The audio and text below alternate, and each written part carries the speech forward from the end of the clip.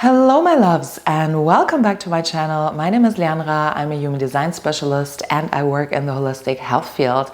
And in this video I want to open up a little bit of a different view on ADHD for you and to hopefully empower you if you have ADHD or if you know someone with ADHD to feel more empowered in yourself, to don't think something is wrong with you, but to accept yourself with all of your parts and help you better navigate your life. So the first thing I want to mention is that I'm obviously not a doctor and I'm not a therapist. I always look at things through the energetic lens, and we can see how things energetically in our system but also in the world works. And that will help you understand yourself better and maybe therefore gain also a different perspective on your ADHD. So what's important to mention is that every single person on this planet is absolutely unique through the lens of human design. We're all different, our bodies are different, our minds are different, the way we perceive things are different, our perspective on life is different. Everything about us is different from every other person. So there is, if we think about that, no normal, because what is normal in a world where literally every single person is unique, right? So society, but also our families, whoever the case may be, is always trying to put us in a box or trying to make us all the same, to homogenize us. There is a certain life path that you should go. There is a certain way on how you should dress or eat. There is a certain way on how you should function in society. And that's why we start to think that there is a normal or that there is something that we need to adjust to in order to fit in. However, if we would look at the perfect society, every single person, every unique being would be able and accepted for exactly who they are and be able to live their individuality. And therefore, their energies would be more in alignment. And therefore, we would have not so many negative themes in the world of war or whatever the case may be, because everyone would be in alignment and follow exactly their timeline, and we would not crash into each other or try to make other people down because of their beliefs, because of their perspective, because of who they are, right? So the first thing that is super important also with this topic here is to understand that you are unique. So also your cognition, the way that your brain works, is absolutely unique from another person. And when we're saying that, there is no such thing as neurodiversity, because in the end everyone is neurodiverse, because all of our brains are working and functioning in a different way. However, it becomes a problem when people think they need to fit in, or their brains should or need to work in a certain way in order to be able to survive in work life, in order to be able to function in society. However, in the perfect society, we would be able to have our brain capacity work in exactly the right way, and we don't need to squeeze in or fit in into any schedule or into some specific way on how a society expects us to be. So that being said, of course, when something is bothering you, when you feel like I cannot live my life in the way that I want to because I have this certain condition, because this and that, then it is time to change something. However, maybe you feel that 9-to-5 job with ADHD will not be your optimum. No one tells you have to do a 9-to-5 job, right? So you can maybe find jobs or people that accept you and see you for who you are and that support you in your diversity, in who you are. So the problem only comes when you think you need to squeeze in. And if you allow yourself to go with the flow and find or set up an environment and set up a life that is meant for you, that is great for you, that works with who you are, then it's not an issue anymore. So that being said, I would like to go into specific parts, what people are diagnosed with ADHD with, have as their symptoms or have shown up as the signs that you got ADHD. And we go into that through the lens of human design and check where it could maybe come from and what you could do to change it. So I would recommend that you get your chart ready, and if you have not calculated that yet, you can use my free app Halo that I'm linking down below. You can download the app and calculate your chart for free and even save some other people in that. So yeah, check it out, it's in the link. And once you get your chart ready, we will look at first your energy type. And where it says energy type, you might find that you are a manifesting generator, because manifesting generators actually embody a lot of characteristics that are often closely connected with ADHD. Manifesting generators are here to be multi-passionate. They are here to spread their energy into different directions and not only down one lane. They're here to have a lot of hobbies, a lot of passions, maybe several jobs, because that's how their energy works actually best. And they're here to showcase humanity what is possible. So if you put a manifesting generator in a really boring 9-to-5 job who has to work on the same thing day in and day out, they will be really, really bored. And of course, their focus is drifting off and their energy gets all over the place, because their energy is not here to just focus on one sole thing. And their energy is not here to be limited to just one task or just one thing.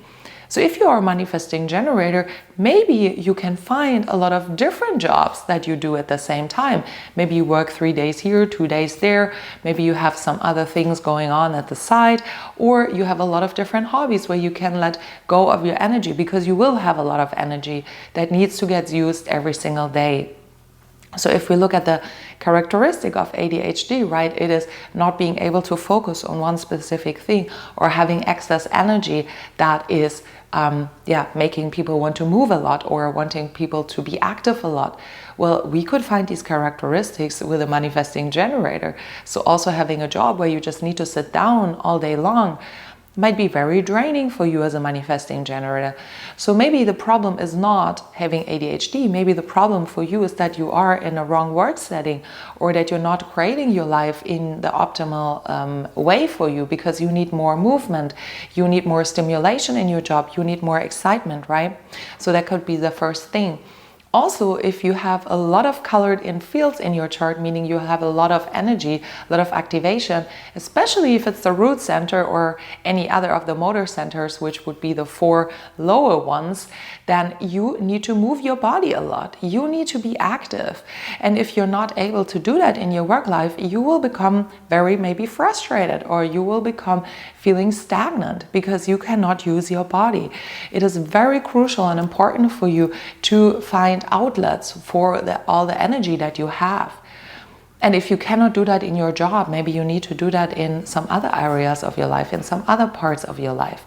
So that is super important as well. And let's say you got restricted to sitting in school all day, but you actually have so much energy, then people might diagnose these children already with ADHD because they say they cannot sit still. However, with a defined root center, it might be very difficult for a child to sit still for a long amount of time, because they need to move. And they're here to move their body. So is the person wrong? I would say maybe the school system needs to adjust. The school system needs to up-level and be more focused on everyone being an individual and having individual needs, instead of trying to put everyone in a box and say you need to sit still and you need to just focus one thing at a time and learn in that one specific way. So the other thing that we often find as a diagnosis for ADHD is that it's mental overstimulation, and that it is hard to focus for these individuals on also mentally speaking on one thing, but they're scattered all over the place. Well, if you have an open head and ajna, meaning the 2 upper centers here are blank in your chart, that means that you're very open and receptive to outside stimulation, to outside ideas, to outside inspiration. That could mean that one person tells you something here and you're attentive to that, and then another thing comes up in your field and you also want to look there and you're attentive to that. So that could look from the outside that your energy is scattered, or that you're scattered all over the place. However, you're just very receptive for things coming into your field. And if then your variables, meaning the arrows at your top, are all pointing to the right, or you have a lot of them pointing to the right, that means you take in literally everything at the same time, which could lead you to feeling overstimulated if there's a lot of stuff happening around you. And from the external, it could look like, oh, this person is extremely scattered. This person is completely a mess, mentally speaking, all over the place.